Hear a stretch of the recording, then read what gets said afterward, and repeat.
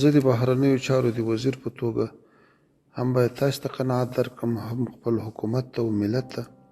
اوس تاسې راته ووایسته کوم هغه اقدامات دي چې نړیوالې ټولنې کړي دي او زه خپل مشرانو ته خپل ولس ته قناعت ورباندې ورکړم.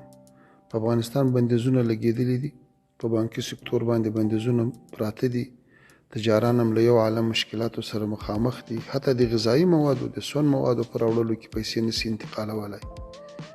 همدارنګه د تعلیم موضوع ده، که دلته 1 میلیون شاګردان له تعلیم نه بې برخې دي، دا 9 میلیونه چې په تعلیم بوخت دي، له دې سره ولې مرسته نه کېږي؟ دا خو بشر ده، دا خو اړتیاوې لري، په دې کې خو نجونې او هلکان ټول شامل دي.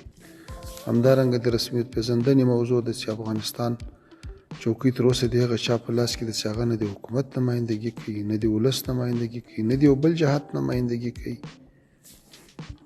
دلته چې کوم مثبت اقدامات شوي دي، دلته امریکا او ناټو 50 هېوادونه وو، هغو ټولو امنیت نه سوی ټینګولی. نن هغه امنیت موږ په یوازې سر باندې ټینګ کړی، ټولو هغو ډلو ټپلو مخه نیول سوې چې پخوا به دوی ته ګواښ وو، نړیوالو ته به ګواښ وو. خو د دې نه ستاینه وسوه چې همکاري وکړه. مخدره مواد چې افغانستان په نړۍ کې تر ټولو زیات تولیدونکی وي، اوس هم هغه اندازه 0 ته راټیټه کړې ده، خو هېچا په دې برخه کې د موږ له بزګرانو سره مرسته ونه کړه.